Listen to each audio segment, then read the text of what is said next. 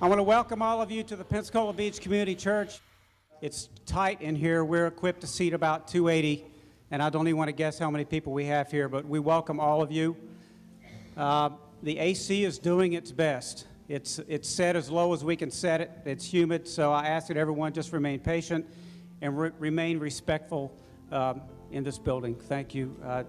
Now for the Executive Director, Santa Rosa County Island Authority, Mr. Buckley. Thank you very much. Thank you all for coming today.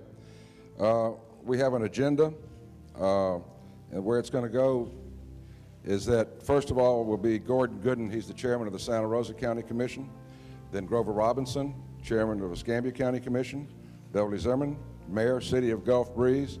And then we have Darrell Boudreaux, who's with the Florida Department of Environmental Protection.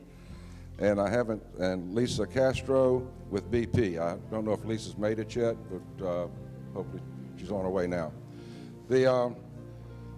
Also, when it comes at the end, and if you'd like to speak, we're going to have a mic down here. If you would line up in the aisle, if you have any questions, comments. This is tough on all of us, where you live out here, where you have a business out here, where you work out here.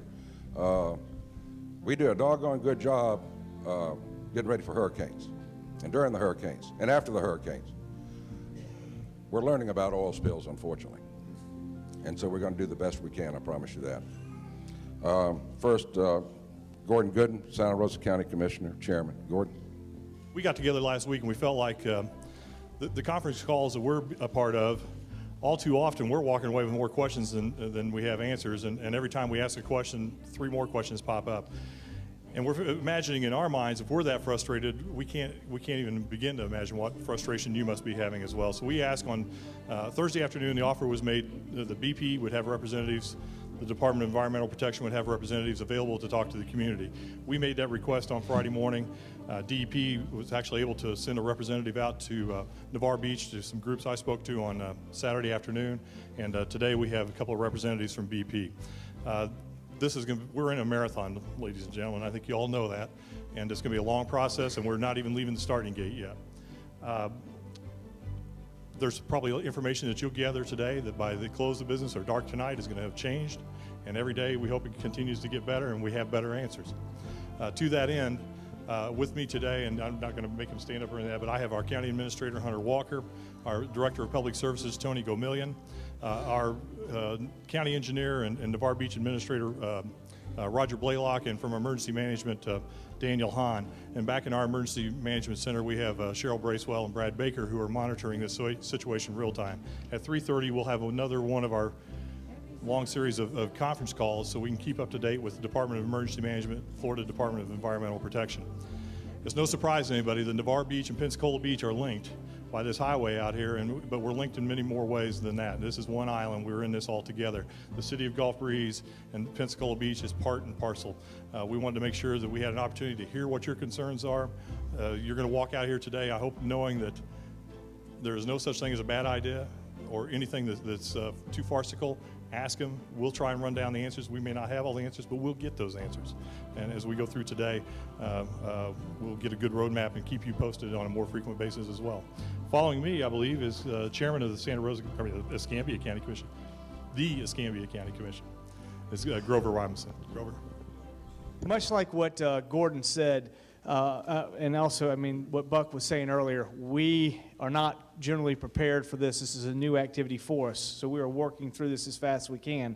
I can tell you there's some great people with Escambia County that have implemented a new plan in a very matter of a few days and putting something forward. We have put in our plan for dealing with the water off of the oil on the water and trying to protect the inland waterways and inland beaches. We are at the same point right now assembling a program to deal with what we can do to the best of our ability on the beach here. We don't know if that means some areas, daily cleaning, dispersants, number of things. I think what Gordon said earlier, we're open to any and all ideas. On Friday, we declared a state of emergency that allowed us to hire some consultants that were in the petroleum industry or dealing with the petroleum industry engineering-wise that could give us all different solutions. We're evaluating every kind of idea. So certainly there are good ideas. I know many of you have brought forward ideas for us, and we continue to work with those, and we will continue to implement as best we can. We are submitting right now a plan for our beach cleanup to Unified Command, and so we are hoping that we are successful in getting that moving forward. So again, I can tell you, we're working through this process as diligently as we can. There have been a lot of man-hours spent on this. We're as concerned as you are, and we've been working as hard as we can to make this together. But I do think, much like hurricanes, in banding together, I am optimistic when I see the manpower and the brain power that we've been able to assemble to come together. We're going to find a way to deal with this. One way or the other, we're going to be dealing with this, and I believe that we can deal with it in the proper way. So I appreciate all of your interest. That sort of shows right here the emphasis that this is creating. I appreciate all of you being here today. So thank you very much for that. I did want to say, I was reminded before I came in here, we have some classes right now. All our classes are full, but we're in the process of starting up some more additional classes for any of those that you want to volunteer to go through the hazmat training.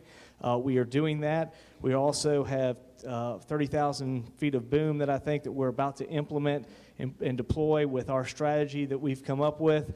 So all of these things are happening, and again, it's a 24-hour-a-day process. People are working around the clock to protect what's here in Escambia County, and we appreciate your interest. If there are any other questions, we'll be happy to answer as we come forward, but I will turn it over to Buck.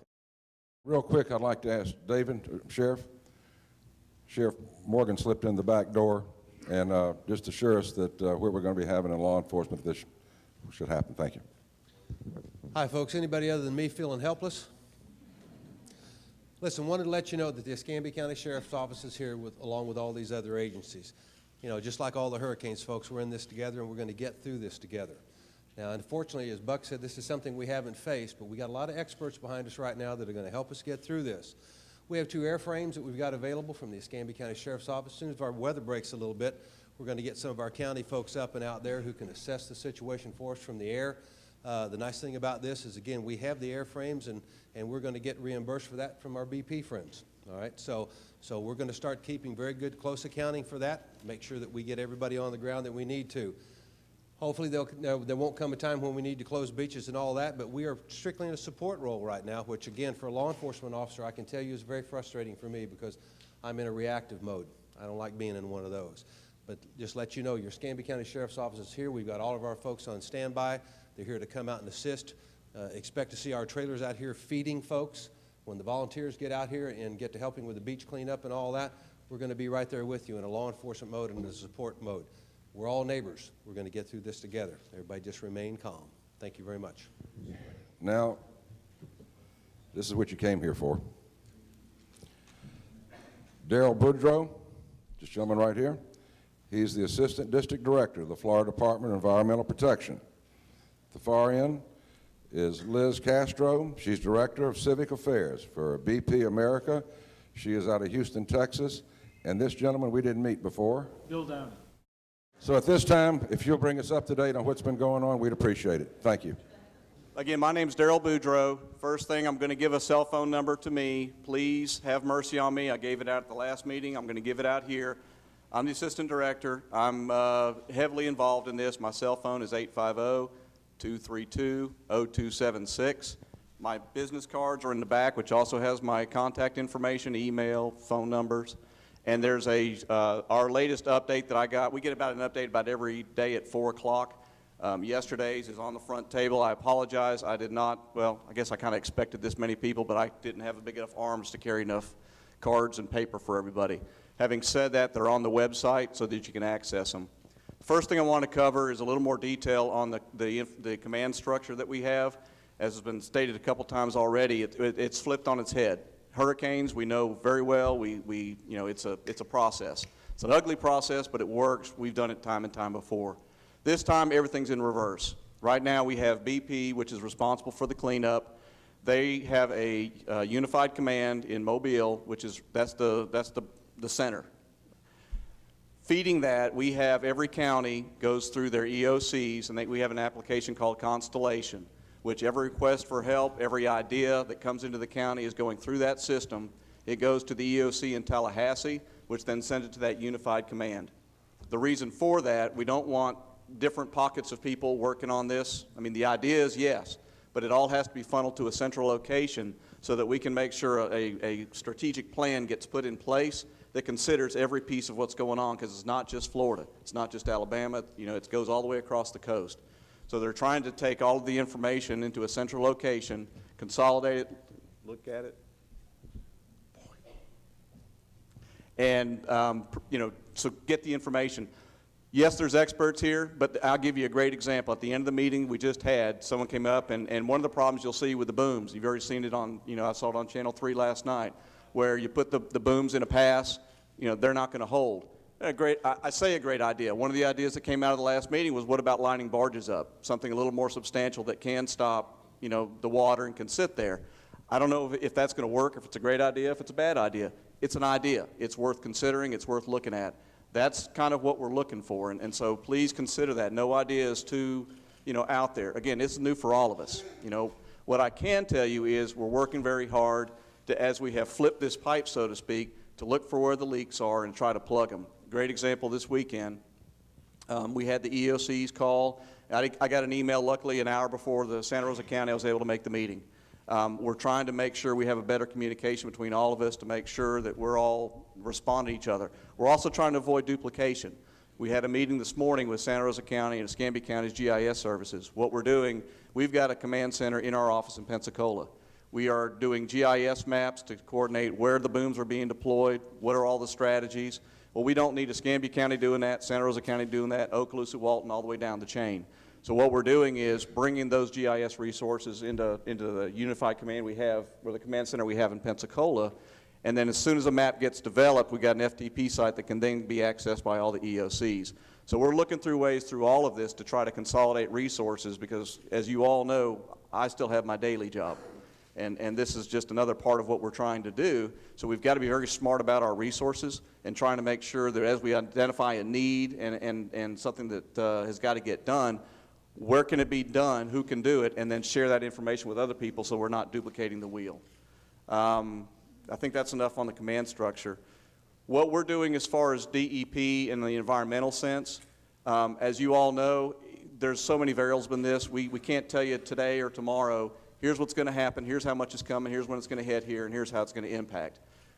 We're going through scenarios. If BP is trying a technology to try to cap the leaks right now and get it contained and on the boats and out of the water, we'll know in about a week and a half if that's effective. If that's effective, then it's going to be a lot better than if it's not effective. Frankly, if it's not effective, we're looking at a much longer release, you know, much more oil to get out there, much bigger problem. So, you know, let's hope and pray that it's effective. Having said that, you know, I've been asked a lot of questions at the last meeting. How much is it going to come? What's it going to look like? When's it going to be here? I can't tell you that. I can tell you that the estimate this weekend was that it would be Monday, but then we got the winds coming out of the southeast, protected us, slowed the movement towards Florida. So the latest estimate, I believe, is Wednesday. The first thing that we should see is sheen getting here, and then some tar balls is what we're currently expecting. But having said that, as you all know, Mother Nature is going to do what she does, and so I can't sit here and tell you exactly. I can tell you what the latest prediction is, but it's prediction. There was also a report at the last meeting that we may have some sheen on the beaches already, and that's something we're going to follow up on, and I can't remember the lady's name, but I think I saw her coming in, and we are going to, in fact, it's being checked on now, and so we are responding. I know that there's been also a lot of calls at the busy signals. You know, there's hotlines out there, and one of the frustrations that I've had it. I was told on a call that I had to call the JIC, which is a Joint Information Command, right? And I got a busy signal.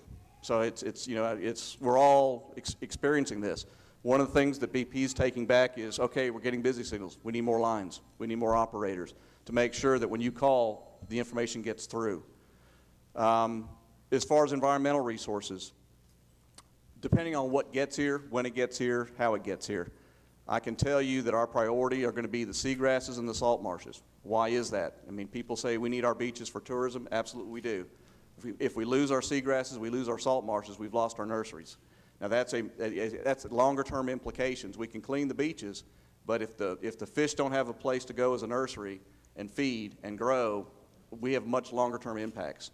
So our priorities, to the best of our ability, is focused at trying to protect those areas and get the oil, if and when it gets here, to a place where it can get cleaned up immediately and get off the shore.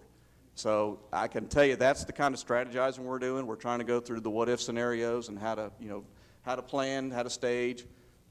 We're working on it. Ideas are welcome.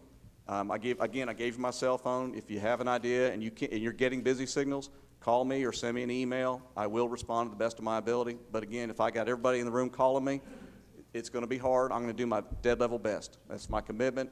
I live here just like everybody else. The last thing I wanted to say before BP does theirs was environmental monitoring. You did that last time for me. Thank you, Joy. Joy's a lifesaver. Monitoring. We have already established air monitoring. EPA has come down with some of their mobile monitoring stations. We had our own. We do ambient monitoring all the time in this area. We're looking for this particular event. We're setting the baseline for VOCs, which is volatile organic hydrocarbons. And we are setting a baseline for what it is exists before we get an impact in the water, and particulate monitoring, 2.5. The other thing we're monitoring is the water quality and the sediment quality, again, to get a baseline. So what does it look like today? That monitoring will continue routinely through this event so that we can look at changes and we can monitor it and document it. The air monitoring is very quickly done. It's rapidly put on the internet, and I believe it's EPA's air.now, or I think it's Air Now. And it's on the Santa Rosa County website. There's a link there, or there will be by this afternoon, maybe. Call me if you don't get it, but it's a very nice website where the EPA maintains that has the air monitoring data posted. You can see changes. The water quality, of course, has to go to a lab, get tested, and then we'll be putting that out as well. With that, I'm going to turn it over to Liz. All right, my name is Liz Castor. I'm the Director of Civic Affairs. I'm here from Houston. And first of all, I wanted to say that we are deeply saddened by the tragic event that happened here in the Gulf, not only for those lives that were lost, but also for the communities and families are impacted. As a former Floridian, I know how much the beaches are a part of your lives and your communities and your business. And BP is responsible for this, and we're going to be here to see this process through. I wanted to provide some updates, but first I'm going to tell you about our 4 priorities. Our first priority is to stop the spill underwater. We're currently using remote-operated vehicles to go down and try and trigger the blowout valve. It is a mile underwater, so that's why it hasn't been as quick as we had hoped. Our other option that we're using is dispersants under the water at the source. We are also focused on cleaning up the oil that's on the water using dispersants. We are looking at a cap and dome process that would be a temporary fix for the spill, in that it would direct the oil to a storage area until they could get the relief wells drilled. The relief wells will take about 3 months, but we're expecting that the cap and dome process will be ready in a week. The other 2 areas that we're focused on is preparing the communities and the beaches, and then working with the citizens to prepare them for the oil. I wanted to share some numbers from you as far as booming and what's been done here in Pensacola. We have a staging area in Pensacola, and we're starting one in Panama City as well. For May 3rd, our objective is to deploy 19,000 feet of boom. We are looking at deploying that. We're targeting our environmentally sensitive areas first. That's Redfish Cove Oyster, Fort Pickens Preserve, Blue Lagoon Shore, and Gulf Island National Seashore. Yesterday we deployed 13,000 feet of boom to Aquatic Preserve Yellow River, Santa Rosa Island shoreline, and North Oyster Bed.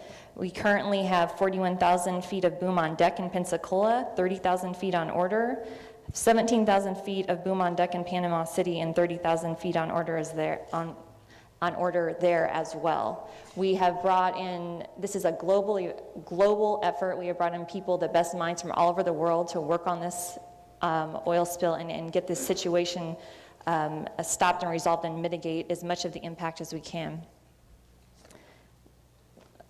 We also have started bringing in government and public affairs personnel such as myself and other community affairs directors such as Bill here, and I'll let him introduce himself, to work with you directly on how how you can get involved in the community, and then going through the claims process and some of the other questions that I know you have here today.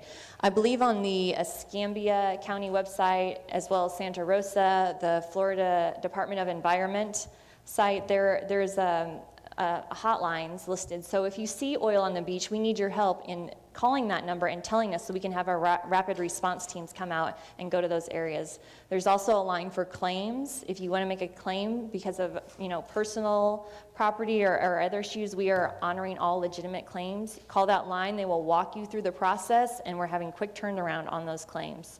I think the other thing to remember, we have a website, deepwaterhorizonresponse.com. There you can find links to each of the states, as well as the recent press releases, any information you need on claims and hotline numbers as well. I think, Bill, I'm going to let you use the microphone and just introduce yourself. I like coming to Florida, but this is the wrong reason, so sorry about that. Bill Downey, I'm from Ohio, just south of Toledo, and love to vacation here. My wife loves the Caribbean and all the sand in Florida, so sorry to be here under these conditions. My job with BP, which I volunteered for, was to be a community liaison.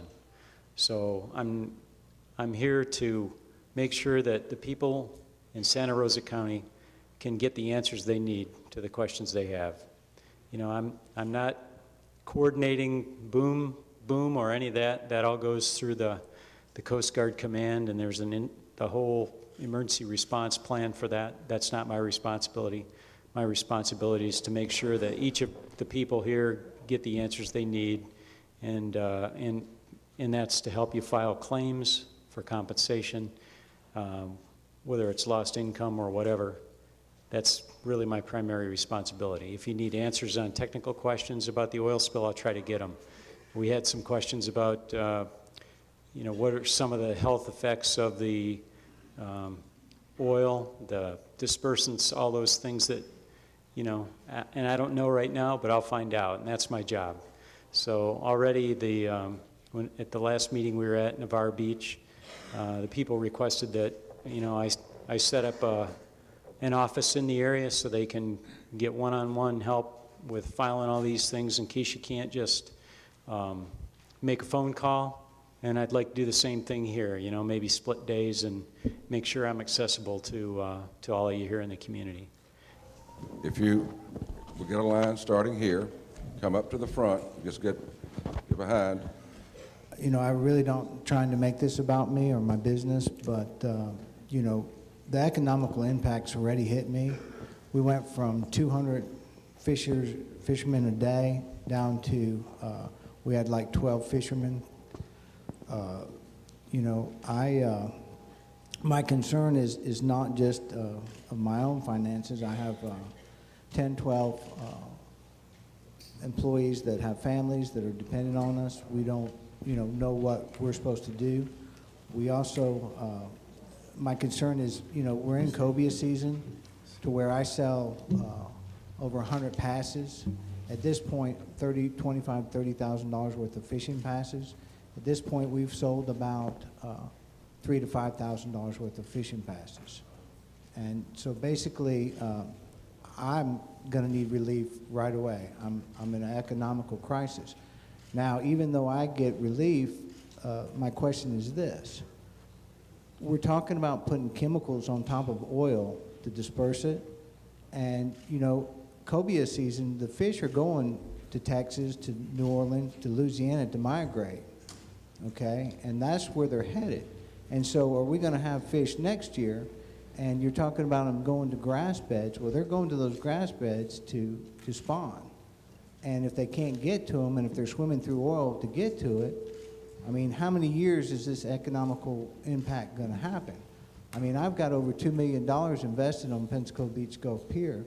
And, it's my livelihood as long as, as much as everybody else. And I'm really not trying to make this about me. I know there's a lot of people out here that are having, a lot of concerns. But, as far as, who would say that these chemicals that y'all are going to put on this oil will keep our beaches beautiful, but how much fish will it kill? How much sea life will we lose, through this?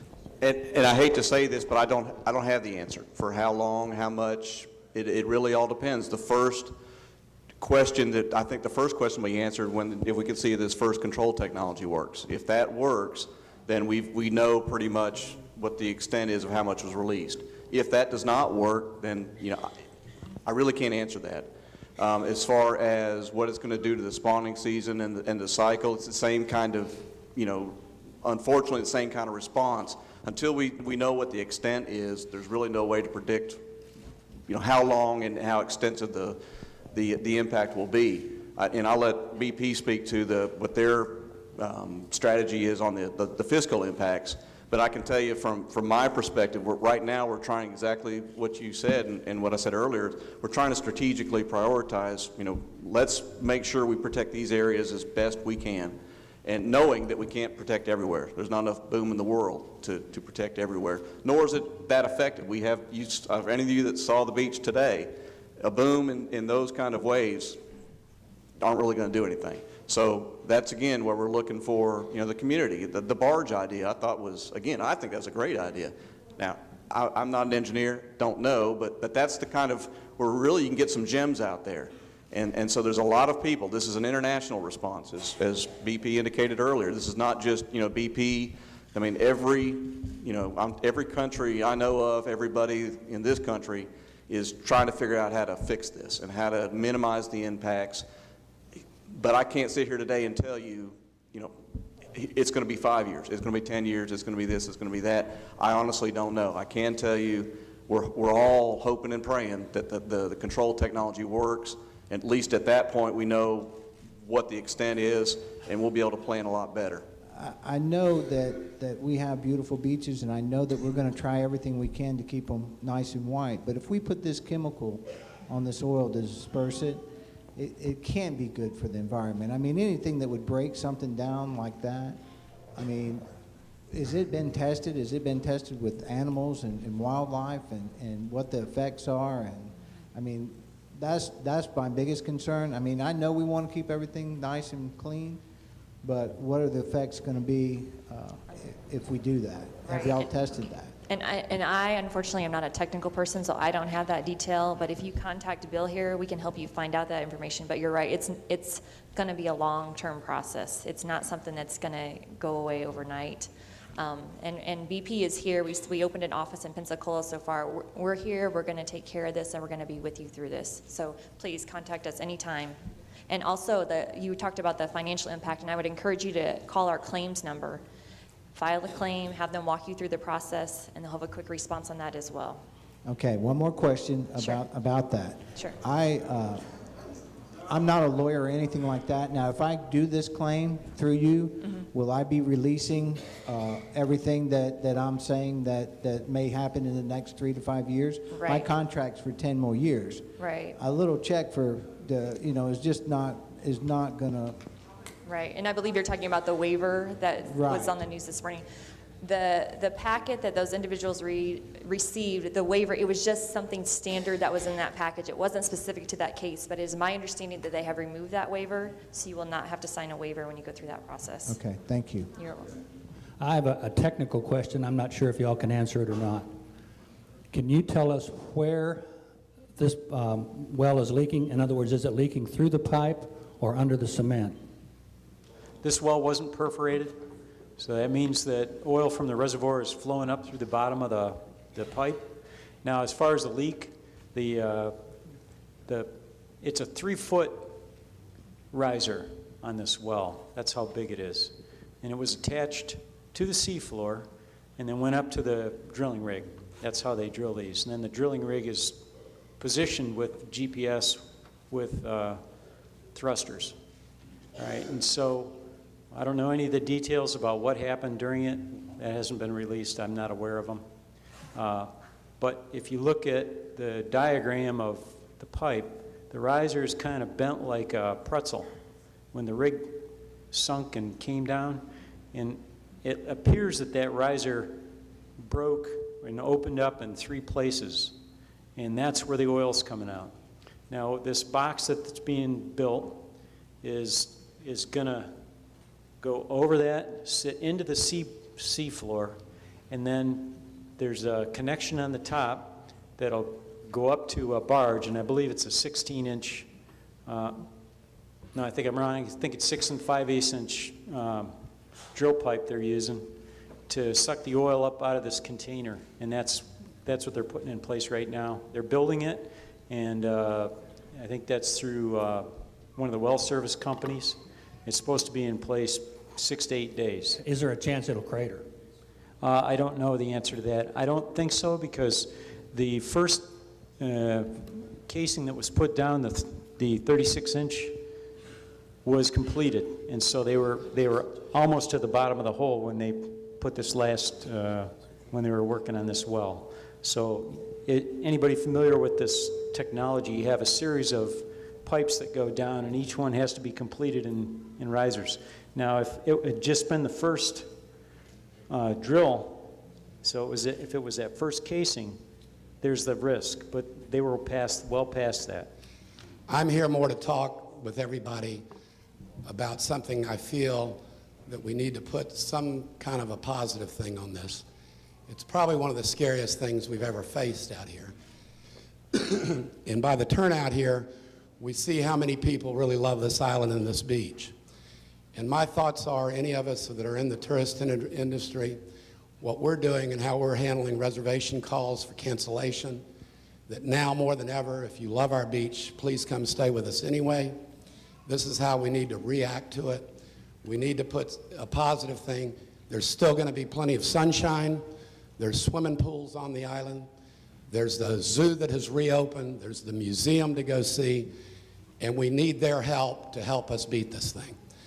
That is one of my ideas.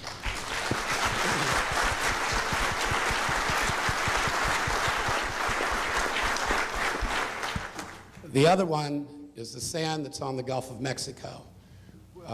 I have noticed, Buck, that a lot of the sand is accreted back up. We've gained a lot since the beaches were rebuilt. My thought there is to get some of those big machines out there and push some of the sand back up towards the dune to save it before it gets hurt. The other thought is, and I don't know if we could do it, but there's a great need for sand over on the Sound. If any of that could be moved before it gets ruined, it's another great thought of something that would help tremendously. That way, if the Gulf is damaged, we may have some beaches out on the Sound that would really help to keep bringing the tourists here that we're going to badly need. And those are my two thoughts. I know Daryl's heard a lot of ideas, and any ideas you have, please bring them forward. Call our hotline, talk to your EOCs, and put those ideas out there. And thank you so much for submitting those. Well, my first comment is to you, Mr. Downey. Currently, you're in Escambia County. You're standing on Escambia County soil, not Santa Rosa County soil. And Apologize for that.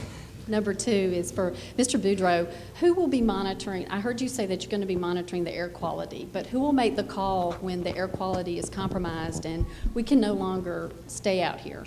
DEP conducts air monitoring. EPA has come down to help with this to get additional monitors in additional locations.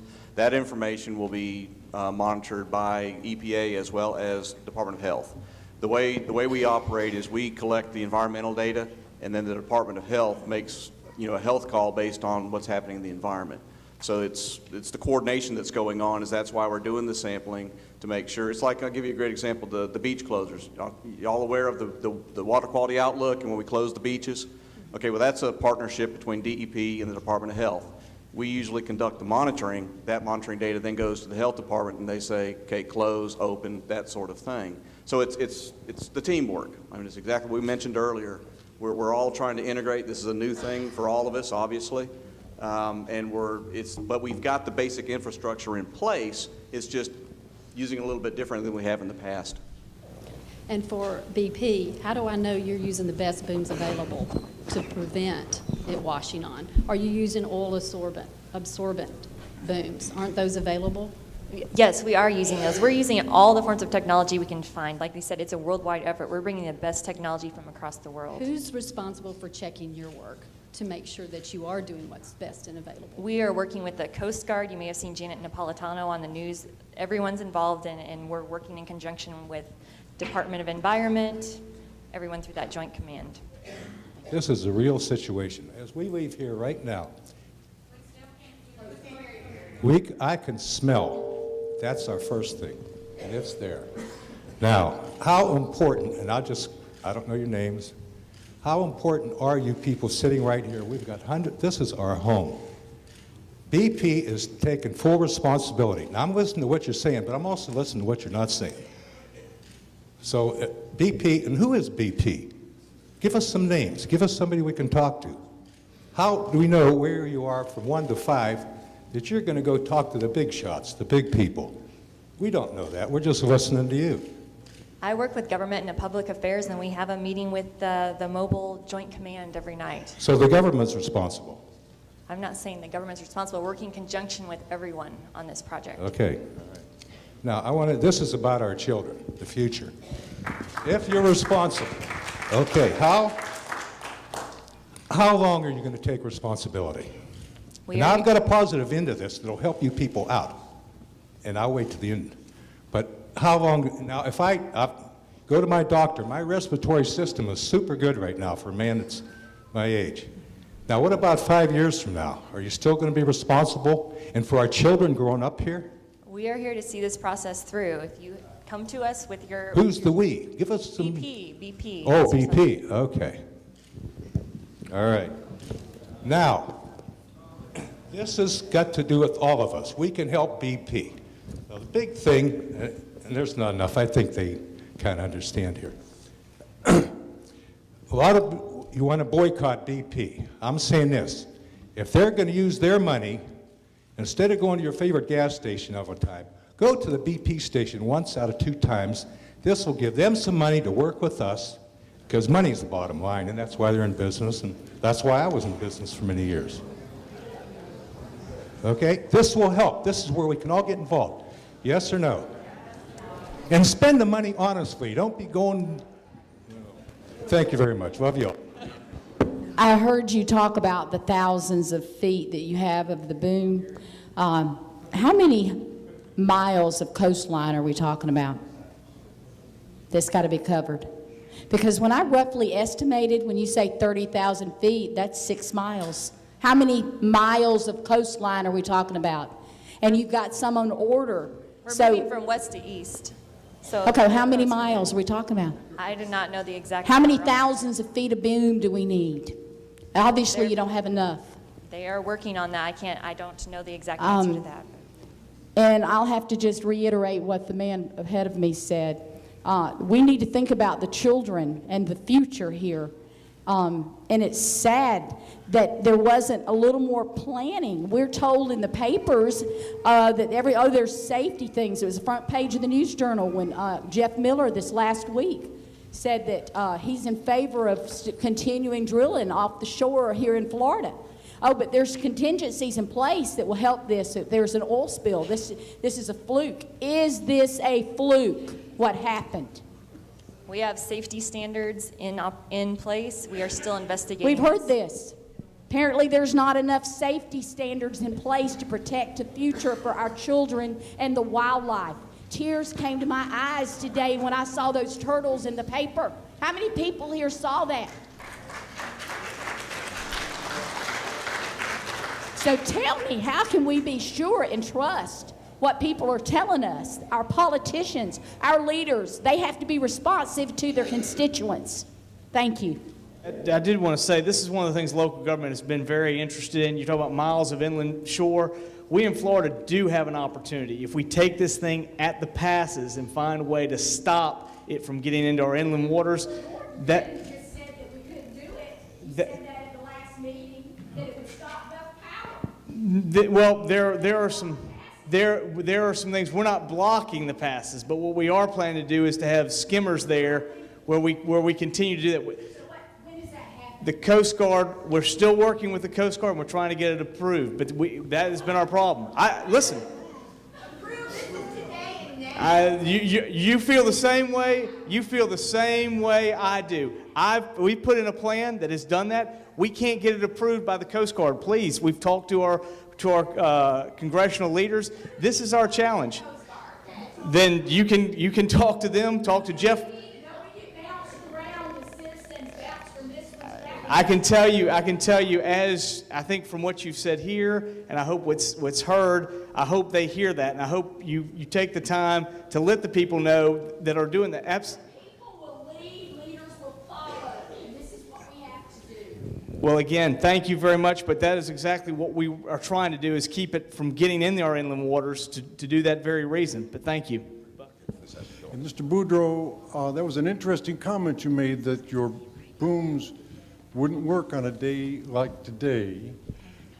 On average, in a hurricane season, by my calculation, we have approximately 1.5 hurricanes that run straight through the area now covered by the oil slick. This oil slick is not going away in the short run. It will be here for hurricane season. My question, sir, is what does the DEP, what does BP have for a plan for how we're going to handle this when we have 20-foot waves plowing right through the oil slick? To give you an idea of what that means, that's when the pier that you probably saw at Pensacola Beach today, that's when they are breaking over the top of that pier, and the waves continue all the way across the island into the Sound. Now, what protection do we have in that case? Obviously none. Really, my concern is, what can we expect our beach to look like the next day? How much oil is there going to be on our beach, in our houses? How toxic will the beach, Pensacola Beach, or any beach, because it's going to hit somewhere, we just don't know where. How toxic is that beach going to be? How long will it be before we can return to start reconstruction, if we can start reconstruction, or will it require a complete demolition of everything on the beach? I can't sit here and answer those questions. I can't. I don't know. If they get shut off soon, as we all hope, then we'll have a set amount we're going to have to deal with. I can tell you we're having the conversations because we have no magic bullet. We don't. I'm not going to sit here and tell you we do. But I can sit here and tell you that you've got experts from all over the world coming here. We're talking, the EOCs are talking, and we're all feeding it through that channel to try and go through all those scenarios and be as prepared as we can. I mean, that's all I can tell you. I'm not sure you're aware, but our electrical power comes from coal transported by barge on the Intercoastal Waterway from the Mississippi River, the Warrior River, Mobile, and it comes by ship unloaded in both those ports. Now, as a former tug captain, I worked for 10 or 15 years transferring that coal to the Crisp plant here in Pensacola, also in Panama City Smith plant. If the Intercoastal Waterway is solid with oil in the next 2 or 3 months, how are we going to get our electrical power? As when I was working during that time, during the hurricanes, I believe the power plant has about 30 days supply. And with booms stretched across the entire coastal waterway from the Mississippi, Horn Island, Petty Boy Pass, Dolphin Island, all the way through, I don't see how barriers are going to protect those. Those are wide open bodies of water. Can a tug run through 2 feet of oil all the way through Pensacola Bay, all the way up the Escambia River? And each one of those barges holds about 40 train loads to 100 semi-trailers. So you're talking major, if you're going to truck that in. Now, is my power bill going to all of a sudden increase in the next 6 months? 50%, 100%, 500%. That affects everybody up and down the coastline. Is there a plan? I'm not sure if as a tugger, if it's even healthy running that tug through a slick like that. It takes about 24 hours to run from Mississippi Sound to the Smith plant and then unload those barges. I think that's a significant problem. We run out of electricity. What do we do? I'm hearing a lot of answers of we don't know, we're not sure, this is new, and I completely understand that we have limited resources and limited information. But I am hearing that there are a lot of people here who want to help and who want to be involved in the cleanup, but that there may be some limitations to who can help and how much they can help due to limited training options and opportunities. Can you please tell us what's required to go through the hazmat training and how much is how we sign up and how many classes will be available, how many volunteers you can actually train. I believe on the Escambia County website, there is a place where you can sign up to volunteer to take the HAZWOPER class.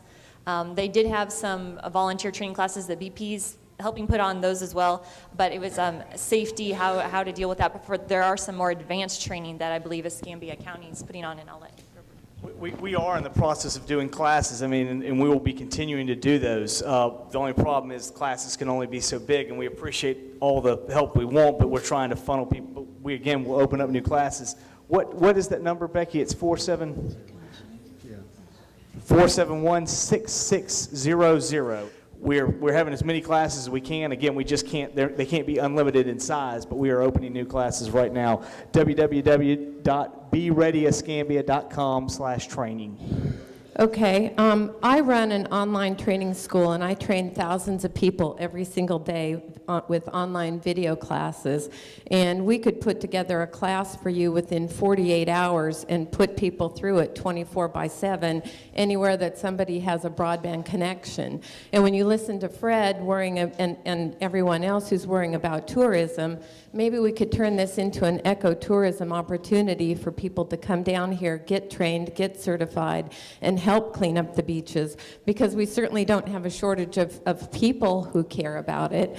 And I know my son is really interested in cleaning up the beach, but I'm scared to death to let him go out there and do anything until I know that he's doing it in the proper fashion. I don't believe that people know how bad this is, and my first question was, does BP know what the gravity of the oil is? Gravity being a low gravity of 20 being like tar sand, a high gravity of 65 being like distillate, 50. That's totally relevant to how long this can be or how easy it will break up. Next question was flowing from more than one reservoir. Is it, so you may have 2 or 3 reservoirs intermingling. So you might not know any idea what the flow rates were on the wells. So if people knew that we had distillate, which will break down over a shorter period of time than crude like the Valdez, and with the summer, I think that might ease a few of the fears. I left my phone number on there, and just curious to know what we can do and what to expect, I think would ease everybody's mind a little bit. I can give you what I understand, and part of the reason is what I understand, they hadn't flow tested the well yet because it wasn't completed. So they were trying to do the final cementing. But as I understand it, this was expected to be a medium sweet crude. So like West Texas, it's just lighter. It's not like North Slope, which is a heavy, thick crude, or tar sands, which if it were tar sands, we wouldn't be having this blowout. It would have plugged the pipe up by now. So it is a medium grade, supposedly lower sulfur. And I don't know about the reservoir structure. And then you had bottom hole pressure. I don't know any of the details on that. It must have been unexpectedly high. But I'm speculating. I have no idea. And then there was no tested flow rate because they hadn't completed the well and done the choke test. So, which, for anybody that understands reservoir engineering, usually when you put one of these wells in, they have to punch holes in the side of the casing because it won't flow. Well, this well is flowing up the bottom of the pipe. It must have tremendous pressure. So, it doesn't make it right, but, that's your information to your questions. My question is directed towards you, Mr. Boudreau. You were talking about one of the sensitive areas that we were going to protect was our grass beds, our estuaries, the initial nurseries for after the fact, the rebuilding, giving the animals refuge. What plans do you have for that other than the booms that are currently not working?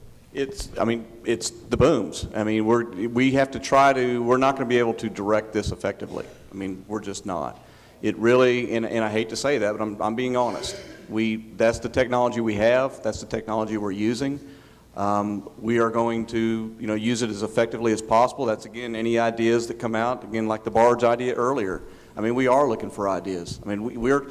As you can imagine, the power question, that's a great question. I mean, we're trying to go through all of that. The hurricane question is another thing that we're trying to consider and plan for.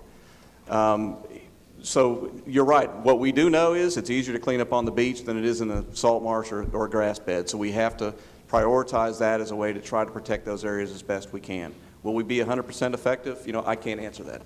And it's a great question. Just we're doing the best we can, and we're all. That's again going back to my question or my comment earlier on the GIS sharing of resources. We're trying to right now put in the place where we're all doing hopefully focused jobs and we're not duplicating.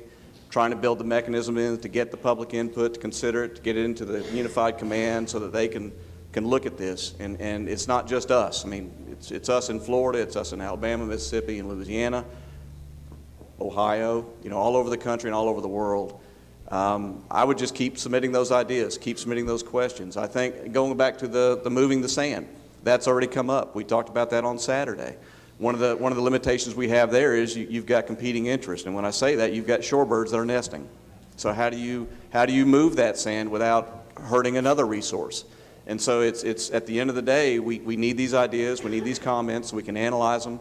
You know, put them in, and then there's going to be decisions made, and it'll be the best decision we can make given everything that we know. I mean, does that? I'd hope I. Yes, sir. That was my other part. I have seen where in the more delicate areas of Alabama, they have been moving the sand, and I was wondering if you guys had also thought about that option. Well, I mean, again, we talked about it on Saturday. Has a final decision been made? No, I'm not aware of that. And will you be keeping us posted on everything that comes with that, and yes, all we've the got ideas and yes, whatever you're ma'am. going to We do? actually have, and it may or may not be gone, but I've got those handouts out back, which lists our websites, and if you could stay after to make sure you get it. But we've got a website. Escambia County has a website. Santa Rosa all have websites.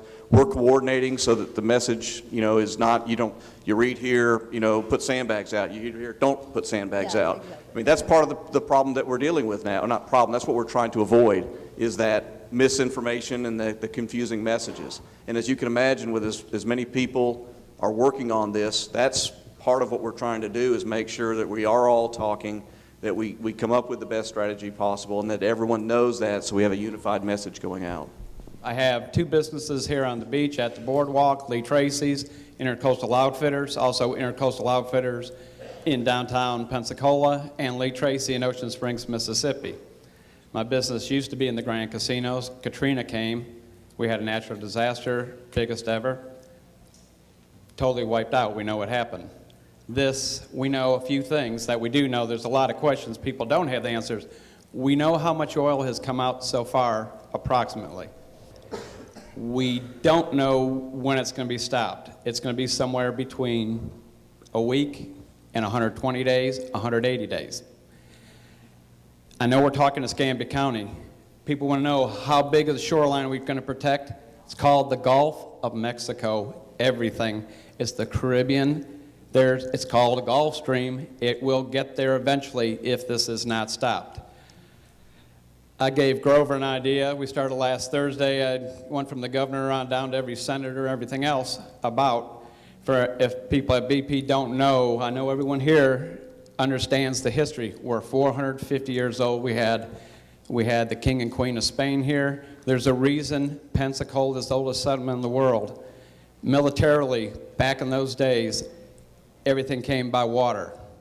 We have Bone Secure, we have Perdido Bay, we have Pensacola, Destin, Apalachicola. That's why all of our military bases are here. It protects. Tens of thousands of millions of feet of boom don't mean anything. We watched this yesterday in Mississippi. It went away.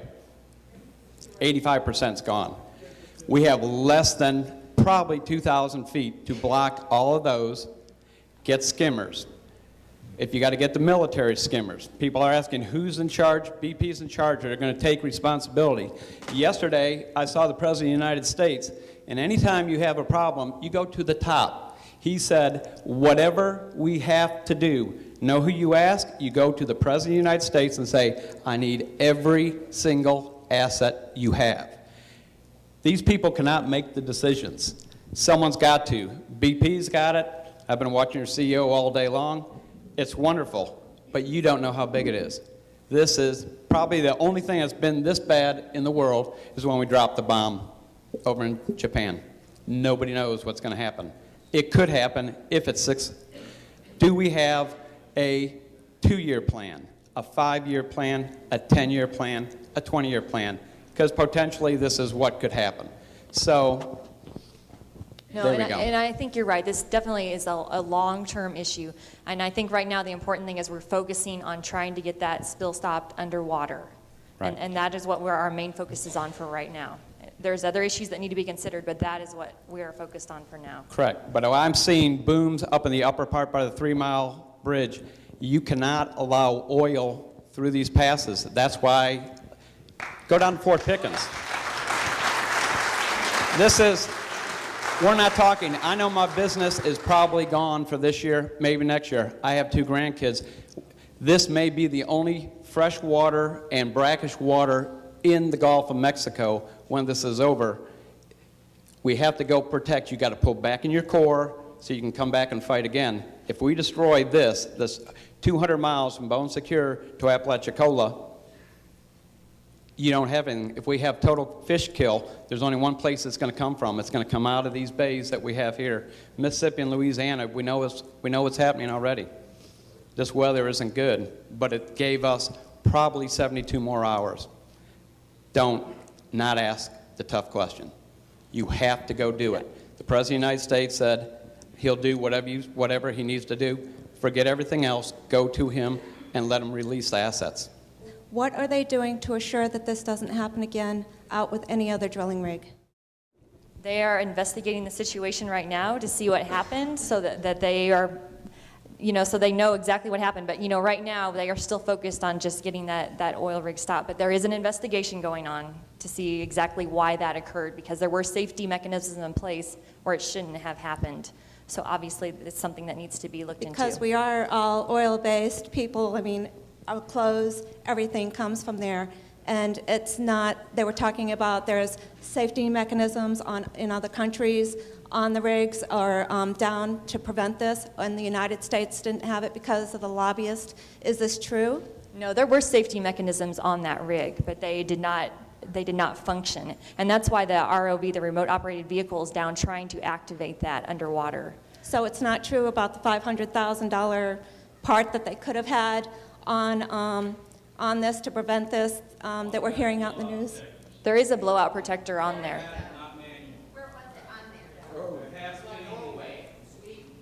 They had a blowout protector on there that did not function. Okay. It is on there. All right, very good. The first question would be, we've been hearing a lot of rumors about the possibility of the beach being closed to residents only if this does reach a stage where it's bad. I want to know what would be the causes of that, and also who would make that decision. I would assume that if the oil gets into the bay and affects downtown Pensacola, they're not going to be closing for business. So it is to iterate the fact that we need this island to stay open. I can see closing the shoreline, but doing everything we can to keep the businesses operable. That, and I also live on Little Sabine. Want to know if there's any plans to use the booms there. It's a large body of water with a very small entrance, and I hadn't heard any discussion about that. We're working with the Coast Guard. We're working with everyone to evaluate the situation with DEP. And you need to work with your EOC and submit ideas for them for where you want the booms placed too, because they have a system where that gets tracked. And Daryl, I don't know if you want to say anything. Can I interrupt? You're talking about the boom for Little Sabine. That's part of the commission's local plan that's over in Mobile right now, is to protect Lafitte Cove and Little Sabine with the booms. Okay? I've never heard closing of the beach, so don't start that rumor. Yeah, I was going to say. It's open. We welcome everybody to come out, so thank you. To answer the question, I would imagine just like the beach swimming areas. It would be a Department of Health call if there's public health risk. I can't give you the exact scenario, but I can tell you that would be an agency call if public health is at risk. Then something like that may occur. I don't know what conditions. That's not my area. I own 3 condos, and I'm a part of 2 different associations that are probably over 200 condos. And mine is a question for us that live here on the beach. We have wooden walk-across that we know the petroleum, once it gets on these walk-across, we won't be able to get it out. We have a lot of property that once they get over the walk-across, and then they get into the buildings, you know, I know it'll come out of the tile, I know it'll come out of the concrete, but it won't come out of the grout, it won't come out of our carpet.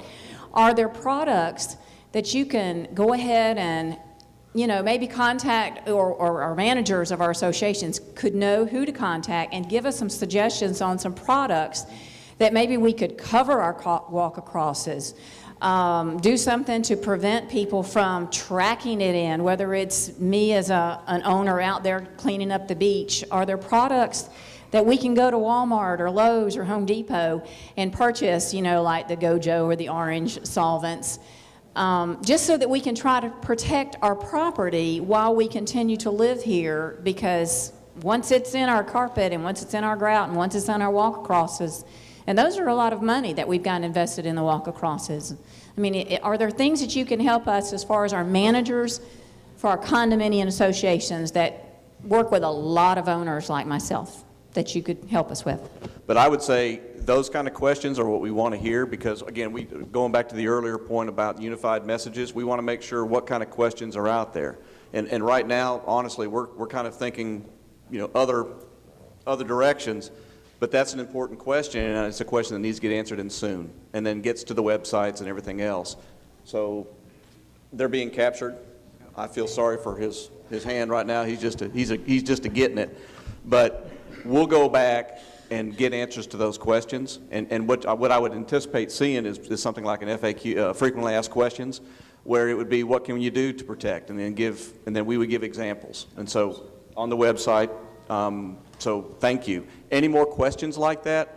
I don't know if there's any cards left. Shoot me an email with the questions. And then what we'll do, because that's, again, part of what we're trying to do is the public outreach, so that you get answers to these. So if anybody else out here, you know, please send us the questions. We'll get answers for you. We know it's coming. Yes. We know it's coming, and we can't wait until it's here. We need to buy these products. We need to cover our crosswalks. We need to start protecting now. So any help you can give us as to what products to use would be wonderful. Thank you. Thank you.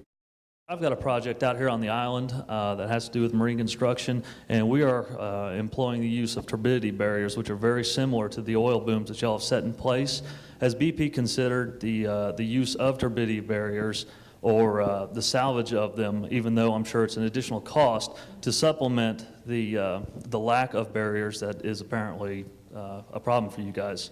You know, I know we're working with the Coast Guard on what works best. I am not sure if they have considered that or not, but I would welcome you to come and either speak to us afterwards or call the contact line with that idea, because that's a great one we'd love to push up and see what the response is. Okay, and quickly, also as someone in commercial construction, it's obviously coming here. I'm set up for a hazmat course right now, so I can do it in my off time, my personal time. What can local business owners, particularly construction, who have access to heavy equipment, everything else that is obviously going to be needed because it's going to make it here, what can we do to go ahead and position ourselves to where we can act quickly with you guys when it comes to that, instead of this after-the-fact mass grab for equipment and manpower? There's actually a phone number on the website that we talked about. It's for Vessels of Opportunity, but we're also looking for equipment. Some of us are tired. We've fought many hurricanes and many insurance claims, and I have one question. Is BP willing to buy out people at pre-slick prices? So I do not have the answer for that, but if you call the claims line, they will walk you through that. Call the claims line, and they will walk you through that process. This morning, I got put on terminal hold. Talk to one of us afterwards, and we'll talk to you about that. Thank you. This community is one of the strongest communities you're going to come across. We can redo anything that gets torn apart. We have enough tenacity to clean this place up. The problem is it's going to be the funds. The next thing is, I'm from the oil field, mid to early 70s. I did perforation. I did wire lining, which is perforation, the explosives. I've done well testing where we flowed the well after the oil started coming up. I've also done pipe testing. I know what happens out there. I've lost a good friend, and another buddy of mine lost a leg and an eye in an accident. These blow-up preventers are manual. It's $500,000 for the automatic. We are the only country in the world that does not make people use the automatic preventers. The only country. You go drill in Dubai, you go drill anywhere else, you have to have automatic blowout preventers. Why are we not using them here? You know, obviously, there are a lot of issues that are going to have to be looked at, and right now we're just focused on getting that oil spill stopped. And how safe are the other rigs out there? We fish those rigs, and they're great rigs, and I am not against drilling out there at all. No, we're investigating right now. We're looking into that, and thank you for your comments. Thinking about the specific animals that we have that come to spawn specifically here, I was just wondering if there could be any outreach to universities, specifically marine biology universities, to come, if they were funded by BP, to come and try to save the turtles. As soon as the waves go down, perhaps some larger flat boats could come collect the turtles and take them to a safe harbor to ensure that at some year they would be able to go back and spawn again. We need to get that on the list and into the EOCs, because that's one of the plans that, you know, I've not personally been working on. But that's, again, the conversation did come up when we talked about moving the sand. You know, do you go ahead and get the sand out of the way? And we said, well, shorebirds are nesting right now as the turtles are coming on right now. And I know in the past we've relocated some turtle nests when they were, you know, absolutely at risk. So I don't know the answer. That's not my expertise. Having said that, I want to make sure that we are tapping into the resources. And FWC, Fish and Wildlife Commission, I'm sure will have the lead on the animal side and the you know, the fish side and the Who did you say? FWC, Fish and Wildlife Commission. That's their expertise. Well, more specifically, I was thinking that if we wait for them to come up and nest, which isn't probably going to happen, that they're going to die out in the water. So maybe some type of floating retrieve thing for the turtles. Right, and honestly, I don't know enough about their habits to say that'll work, that'll not work. That's what we need to hear from you. I mean, we've got it. I mean, we've heard it, we got it. But that's the type of thing, and looking at everybody, that's the kind of considerations, you know, please put out, because don't assume it's being thought of, because right now we are all working very hard to prepare, come up with the best plan possible, and you know, we want to make sure through meetings like this and through the resources that we're getting those ideas and getting those, hey, did you think about this? Don't assume it. Just let's get it in, and as a community, let's prepare. We all live here. I mean, I live here. I grew up here. Commissioner Salton and I, you know, we found out the other day we both went to Tate High School. And I know that doesn't instill confidence in a lot of people, but you know, this is my home. My folks live here. I live here. You know, I care too. I'm trying my dead level best, as is everybody at this table and everybody behind the scenes, and we're working. So thank you. What will happen if the air quality gets so bad that the beach has to evacuate? Where are these people going to go? Who's going to pay for it? How far in will the air quality be damaged? Will Pensacola City, will further north, Molino, Century, how far will this bad air quality go?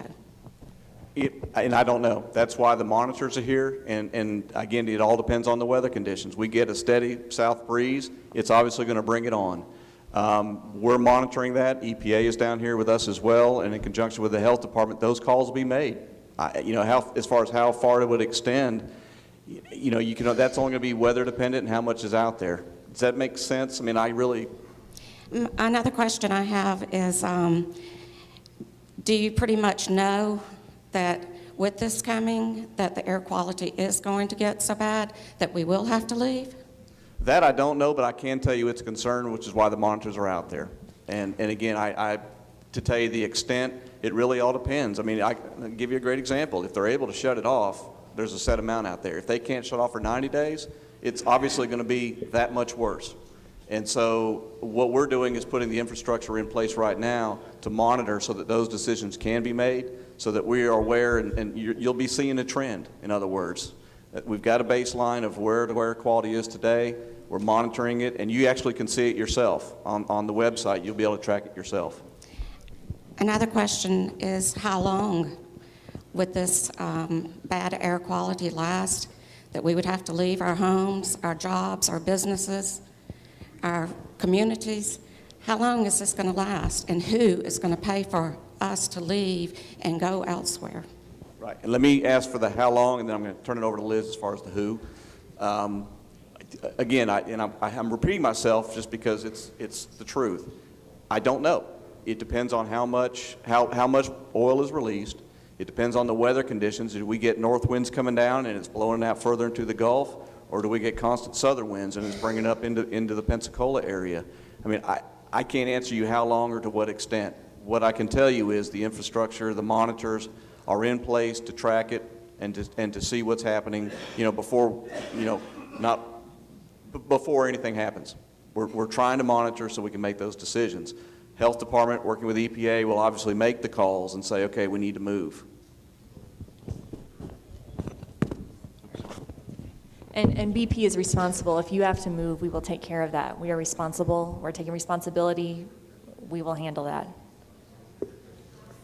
How long and how immediate will the funds be there for people that have to leave their homes, lose their jobs over this? I mean, is this going to be something that y'all are going to be here with a check the day that we have to pack up out of our homes and get out of here? I don't have an exact answer for you, but I've been assured it's going to be a quick, prompt process for all legitimate claims. So if you want to talk to me more afterwards, we can go through that, but I have been assured we will take care of that. I was down at Escarosa unemployment office, and BP has a company out of Texas that's coming in and hiring people to be able to work on this oil spill that has no industrial experience at all. They don't even know what MSDS is, don't know what to look for, don't know how to handle hazardous materials, okay? Who is the person that is in charge? The company out of Texas is hiring these people that don't know anything, that's paying $10 to $18 an hour. People here need employment, but at the same time, we need to stop that. Right, and we are bringing people in from all over the world to work on this process. If Right. you or someone in the community would like to get involved, call our information hotline number, tell them what resources you have, what training, what you're available to do, and we will work with you. Well, you've got industrial workers all over this area that has training in the oil fields, that has training, for what you are doing here right now, that it's not out to these people. So can I ask you your number after this is over? Sure, please do. Okay, thank you very much, ma'am. I'm Gulf Breeze resident. I run a company in town called United Rentals. We rent and sell full line of construction equipment. We also do the turbidity curtain and the booms. Is it advisable, acceptable, and will it work for individuals who live on protected waters to put out this turbidity curtain themselves or to put out the booms? Is there any regulation on that? I think, and Daryl, I'll have you answer, but it's my understanding that we want to make sure that we're all working together in conjunction and that you're not doing anything that might impede plans that the Coast Guard has, as they've identified some environmentally sensitive areas. So I think it's best to work through your EOC, tell them your plans, where you're wanting to boom, and work with them so that we're making sure that everything is effective as it should be. Okay, thank you. For those of you from out of town, if BP keeps you here, I would encourage you to think of the Santa Rosa Sound and the Santa Rosa Island as one ecosystem, one community, which is why it took several hours to come here today. So I just have two quick questions, hopefully constructive. Number one, is there anything people that live on the Sound side can be doing to help the process? Should we be cleaning trash off the shore over there? Is there anything we can do? The second question I have is a large part of the land mass of Santa Rosa Island is owned by Eglin Air Force Base. So I'd like to know what level of coordination you have with them. They don't want the general public on their land, but it's a big part of the whole equation in terms of the problems we face. Those are my two questions. And Daryl, I don't know if you want to answer the beach question, but I mean, cleaning up the beach from man-made debris, not natural debris, would definitely help the process. And then we are working with the Coast Guard and all organizations here in Florida, so they're in coordination with the military bases. I have a small charter boat business, which will both be devastated by this. I've been told that BP is going to pay for it, and I guess that's through litigation, lawsuits, things of this nature, which will take 3 to 5 years. Actually, I want to would call know, the. how do I get money now? How do I feed my children now? Exactly. Not 3 years from now. Nope. Or 5 years from now. I understand. Call our claims line and work on that. Have you called them yet? Do you know that number? What are they going to do? They're going to take Really? your claim and file a legitimate claim. They assured me it's promptly. We're not looking at 3 to 5 years. It's not going to be prompt. Well, I mean, come- all these people are not going to get their money promptly. Well, They're all Come call us or screwed. talk to us afterwards and we can work with you. It is 1-800-440-0858. Sure. 1-800-440-0858. And we are working to make sure other lines are open. We had that feedback from the last conference as well, but keep calling that line. That's the number they have. So, but my point again is, he has a business, no one's walking in the doors, it's done, and you're telling me we're gonna file a claim? How are we gonna feed our families, his customers, who are all these people, the captains? I mean, you don't even realize, it's everybody here. No, I understand. That's why we need you to contact us so we can work with you to do that. Well, we have phones, we sure will. One of the things I don't think that has been suggested is getting skimmer pumps before it even hits the shore and pumping it into barges. Maybe that has been suggested already, but I think before that would take up a whole lot of oil before it gets here. You know, just have it out there and put your booms way out there. I don't know what the possibilities of that is, but you know, employing some pumps, skimmer pumps. I don't know the depth of the oil and how much it sits down, maybe 6 inches max, I don't know. But at any rate, that hasn't been discussed, and I think that'd be a lot more economically feasible for the company and for the community. Instead of waiting for it to hit us, we hit it first. No, but that's exactly what we need. We welcome your ideas. We're writing it down now. I was going to say, we talked about this at the earlier meeting, they are doing, and I don't want to speak for BP, I'm not, but I can tell you what I'm aware of. They have done the burn test to try to see, they're looking at every technology they can out in the Gulf, you know, before it reaches the beaches. What we've talked about today is, you know, what gets through, what reaches our homes, how can we protect it, how can we recover quickly, what can we do? Well, if I could just finish just a second. Having said that, they're using the skimmers as much as possible. They're using dispersants. They tried the fire test. The problem is, as you know, you look out in the Gulf, and a lot of those technologies, even the skimmers, you know, when you have 6 foot, 8 foot waves, it's not effective. So there's 2 strategies going. There's the people. The Unified Command is working. Actually, 3 strategies. There's working on cutting the oil off.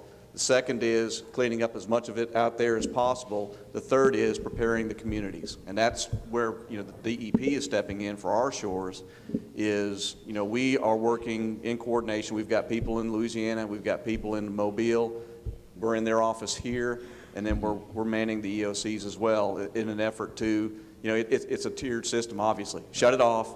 Get what you can out there. And then what's going to be reaching these shores, let's be as prepared with as many good ideas and as many volunteers, you know, as we can. Yeah, well, I would consider, again, even setting up lagoons here where you could pump off the shore into lagoons here where before it even hits here, because if we can contain it, that's the main thing, is containing that oil, because if we don't contain it, it's a big problem. And I know nobody expected this to happen. I know that. I do know that supposedly there was a law that was cut down in 2001 that was remote shut-off valves that we're not using on these, and that was probably would have been a good idea, but that's too late now.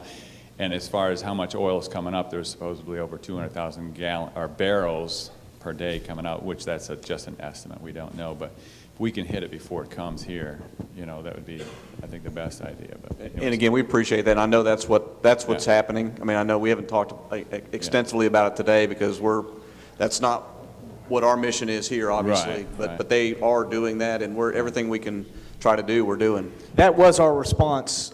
We plan to have the booms direct everything into the center, and then have a skimmer in place connecting that directly to a barge that could then be used to take it out of here. So that we are planning to use the skimmers. They are a part of Escambia County's plan to keep it out of our inland waters. That's exactly what we want to do.